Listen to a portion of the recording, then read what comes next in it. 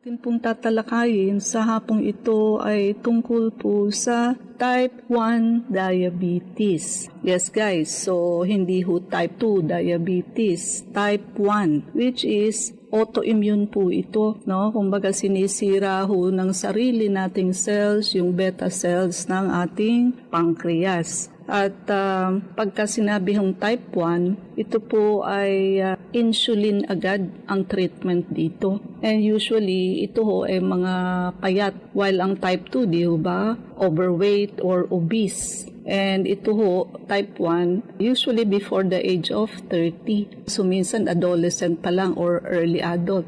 While ang type 2 diabetes, yung acquired diabetes, usually ho above the age of 40. Di ho ba? And ayun, type 1 ho, insulin ang treatment, while ang type 2, which is acquired, pwede hong oral muna. Pag hindi na kaya, saka ho lang mauuwi sa insulin. At so ang type 1 diabetes, chronic condition ho ito, wherein the pancreas produces little, kakaunti ho, or even no insulin at all. O minsan ho walang production ng insulin, which is yan ho ang hormone for allowing sugar or glucose para ho makapasok sa cells, di ho ba? Kailangan ho ang sugar galing sa kinain natin makapasok ho sa cells, but i-escortan ho siya ng insulin. Ang problema ho ng type 1, wala ho halos insulin kung walang production yung ating beta cells ng pancreas, or kung meron man ho ay kakaunti, not enough para ho escortan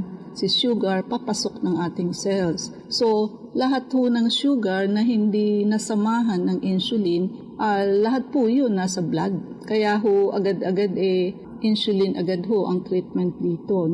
And yun nga, so kadalasan ho ito adolescents, kaya mga mga payat pa ang katawan. Yung mga edad ho kasing yan, nasa kagandahan pa ho ang katawan, hindi pa ho matataba, hindi pa ho overweight and obese. And kasi nga ho, ang nangyayari, ang lapay ho natin, may alpha cells, may beta cells. Yung alpha cells, so yun ang gumagawa ng glucagon. Pro-sugar yan. Yung beta cells, so yan ang gumagawa ng insulin, which is anti-sugar. So kaso ho, minsan, wala halos production ng beta cells. Kasi nga ho, kung meron man, sinisira ho ng ating sariling cell yung beta cells ng production, beta cells ng pancreas. Kaya kakaunti ho or halos walang insulin sa katawan ang pasyente. Autoimmune reaction ho ang nangyayari. Ina-attack ho yung insulin-producing cells ng pancreas, ng sarili nating cells.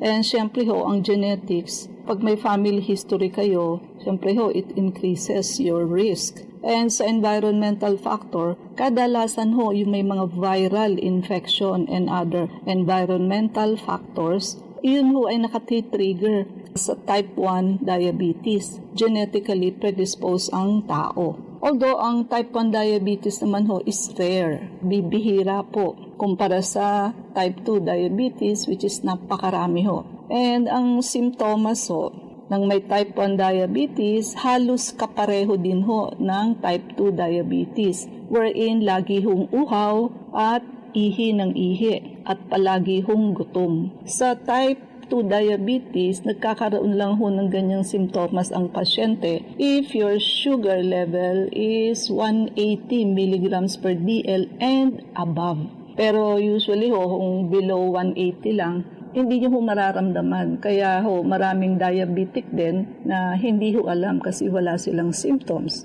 And unintended weight loss, ayun ho, namamayat kasi nagmamuscle wasting. Protein na ho and fats ang ginagamit nilang source of energy na dapat ho sana ay sugar. Kaya nga lang ho, wala nga hong sugar sa loob ng cells. Nandoon ho lahat sa blood. Hindi ho makapasok yung sugar sa cells kasi ho, walang insulin or kakaunti ang insulin na pinoproduce ng beta cells. Kasi si beta cells sinisira ng sarili nating immune system. At yung pagme-measure ho ng blood glucose level, at isa rin ho sa chine-check dito yung autoantibodies na nag-i-indicate na autoimmune attack ng pancreas. Also, yung HbA1c natin, nakakapag-measure ho yan ng average ng 2 to 3 months. So hindi ho pwedeng dayain ang HbA1c na katulad ho ng FBS na pag alam magte-test bukas ay kakauntian yung kanin at tinataasan ho ng kaunti ang pag-inom ng gamot para lang ho mag-normal ang results. So ito ho ay hindi ganun kasi average ng 2 to 3 months ang lalabas hong resulta. And of course, the management is, sabi nga natin, insulin therapy, regular insulin injection. At kailangan ho dito talaga hong endocrinologist ang magko-compute ng dosage ninyo sa insulin. At wag ho ninyong iibahin ang computed amount ng insulin sa inyo. And also, do not forget to take your blood sugar test before kayo mag-inject ng insulin. Kasi ho, iba na ho ang insulin, sobrang bilis ho ng action yan. So, hindi ho katulad ng oral na dahan-dahan. So, yung tendency po na ma-hypoglycemia kayo, lagi hong ando doon yung risk. Kaya maging sigurista ho kayo. Lalo na ho kung halimbawa yung kain nyo for today na medyo konti kumpara sa kinakain ninyo regularly. Tapos magsha-shot kayo ng insulin. So, mag-measure ho kayo bago mag-inject ng insulin. And of course, diet and exercise, kailangan ho minamanage natin yung carbohydrate intake and kailangan ho stay active. So, pinapawisan kayo kumikilos to control blood sugar level. So, ang iingatan nyo ho yung sa gabi na matutulog ho kayo ng mahaba tapos so, na hypoglycemia kayo. Ang hypoglycemia ho is emergency. Kasi ho, sa simula niyan, papawisan kayo ng malamig. Actually, minsan di ka naman gutom pero tataka ka, pinapawisan ka ng malamig. Tapos so, mamaya para ka nang mababblackout. Hanggang sa mablackout po talaga. Sobrang babaho ng sugar to the point na kahit huyug-yugin niyo yung pasyente, hindi ho magigising unless nadala niyo sa ospital at nakapag-infuse po agad ng sugar. And actually kahit ho kayo sa bahay, so dapat aware kayo sa ganyan na may naka-insulin kayong kasama para ho may pang-measure kayo ng sugar and pag nakita niyong sobrang baba, kailangan ho, you know what to do. Pag gising ang pasyente, pwede niyo hong painumin directly ng Coke or cola drinks kasi mataas ho ang sugar niyan. And kahit ho, asukal kung sobrang wala ho kayong makita or chocolate kasi nga ho, immediate Baka maunahan kayo ng further pagbabaho ng sugar at mahimatay na ho ang pasyente. And ayan, diabetic ketoacidosis. Serious condition ho ito na nangyayari if the body doesn't get enough insulin. Long-term complication, syempre ho, yung sa ating puso, also yung para na rin hong type 2 diabetes, neuropathy, nerve damage, usually yan sa lower extremities at sa kamay. Namamanhid ho, walang pakiramdam. And sometimes may pin and needle sensation, minsan din ho pain. Nephropathy, kidney damage. Ayan ho, tumataas ang creatinine, papunta hong dialysis. Retinopathy, nasisira ho ang paningin sa mata. And ayan, ang may diabetes ho, mas prone yan sa infection. Kaya ang may diabetes ho, prone yan magkaroon ng PTB, pneumonia, at iba pa hong, simpleng sugat ho, ayaw mag-heal. Why? It is because yung sugar ho na kinain ng pasyente, dapat ho nasa cells. Hindi nga ho makapasok sa cells dahilan sa kakaunti ang insulin or walang insulin at all. Kaya ho nandoon ang sugar sa blood. At dahilan nga ho sa insulin ang treatment natin, kailangan ho ng careful balancing ng insulin doses. Yung food intake, syempre ho babalansehin nyo yung kung ilang units yung insulin out of kung gaano ho ang kain ng pasyente and activity level. Ma-exercise ba ang pasyente o sedentary lifestyle. Kaya nga ho, very important ho dito yung pag-i-skip ng meal. Kailangan ho, kung ano yung habit ng pasyente, laging ganun. Huwag yung hindi kayo nag-almusal, hindi kayo nag-lunch, hindi ho pwede yun sa naka-insulin. Magugulo nyo ho yung ninyo, yung dosage ninyo at baka ho ma-hypoglycemia kayo pagka ganun. Kung ang risk factor ho niyan, kung kayo ho ay may family history ng type 1 diabetes, Siyempre ho, mas akma kayong malagyan ito kaysa ho sa mga walang family history. Genetic susceptibility, mas high risk din kayo. And sa diet po, ito ho, take note nyo. Pagka yung early introduction ng cow's milk or cereals sa baby in infant's diet may increase the risk. Although hindi ho ito conclusive, but mas maganda na rin hong gawin nyo. Ibig sabihin ho, kung ang mother naman ho ay may gatas, may breast milk, mas maganda ho kung hanggang 6 months ang baby, wag ho munang bibigyan ng bottled milk. Puro gatas lang ho ng ina. So, mas malaking bagay ho ang magagawa nun. Why? Kasi nga ho, yung breast milk ng nanay, meron ho yung antibodies. So, makakatulong ng malaki yan dito sa autoimmune. Yung recognition ho ng ating cells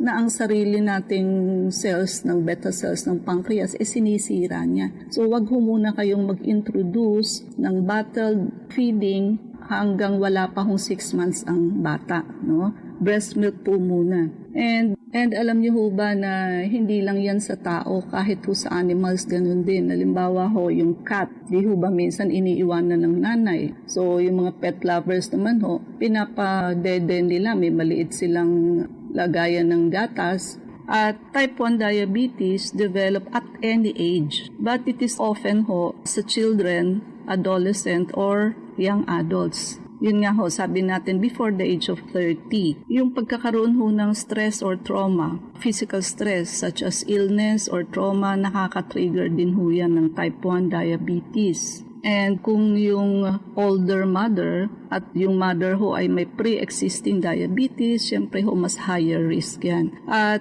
ang type 1 diabetes is also called juvenile diabetes. So, because it often develops in children, teenagers, and young adults. However, it can occur at any age. Tinatawag din ho yung insulin-dependent diabetes mellitus. Kasi ho, it requires lifelong insulin therapy. Di ho ba? Hindi yan nakukuha sa oral.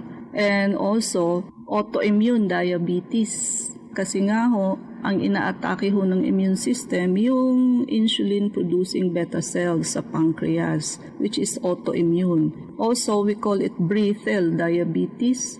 Kasi ho, leading to frequent and unpredictable swing ng sugar. Lagi hong in between ng hyper and hypoglycemia. So, kaya ho ang tawag ay brittle diabetes. And kung mapapansin ho ninyo, ang type 1 diabetes, hindi ho ito matataba at hindi ho ito overweight. Lean body type ho sila. Kasi kadalasan ho kasi, it often develops in children, adolescent, and young adults who may not have the opportunity to gain excess weight before the onset ng sakit. And weight loss also. Before diagnosis ho kasi, kung yung taong may type 1 diabetes, nakaranas na ho ng excessive weight loss, ayun ho, muscle wasting na ho kasi ang nangyayari. So, ang ginagamit na ho for energy is already the protein and fats. At ang nag-i-insulin therapy ho leads to weight gain. Nakakataba ho ang insulin if blood glucose level are not well controlled. Kaya ho, sabi ko sa inyo, wag niyong babaguhin yung units kung ilan unless pumunta ho kayo uli sa endocrinologist ninyo at siya ho ang nagbago nun. Sasabihin niyo yung level. So also, the vector scan can detect it early.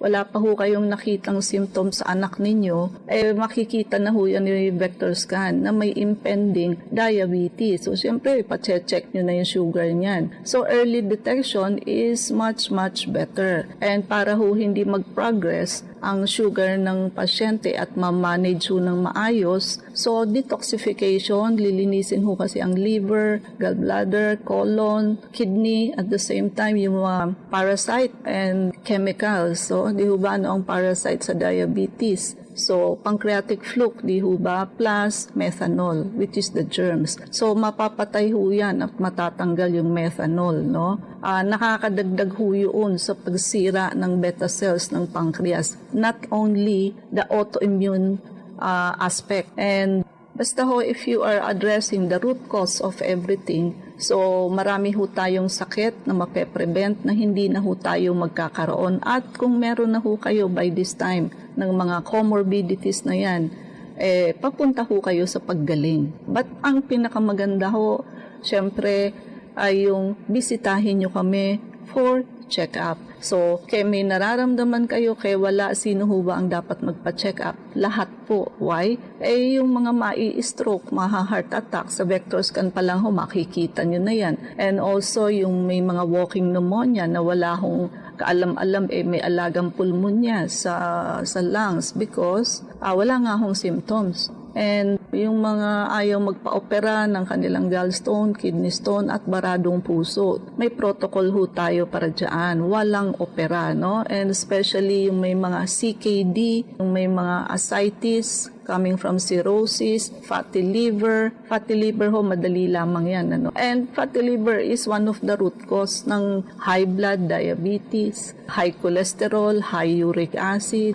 Ayan po lahat. And yung mga elderly po, please, kung may hirap na ho kayong lumakad sa ngayon, prevent niyo ho na huwag kayong maging alagain. Ngayon pa lang ho, ayusin na natin ang paglakad ninyo para hindi na ho lumala. Mabuti ho kung meron kayong pambayad ng caregiver. Kung wala ho, hindi niyo ho masasabi na ang apo ninyo ay anak ninyo ay willing kayong alagaan 24/7. Siguro yung konting oras, pero yung maghapon na nakaalalay sa inyo, simula ho sa pupunta ng banyo, magtututbrush, lahat po yun kailangan ng pagtayo at paglakad. Na kahit simpleng bagay, mahihiya kang aalalayan ka kasi simpleng pagpunta nyo sa CR, kailangan nyo ng kaagapay. So alam ko, naiintindihan nyo ang gusto kong sabihin. Ngayon pa lamang ho, habang hindi pa kayo totally bedridden, at huwag nyo na hong hintayin dumating po yung puntong yon. So, para po sa mga nais magtanong, mag-text po kayo sa 0922-875-2899. Masama po ba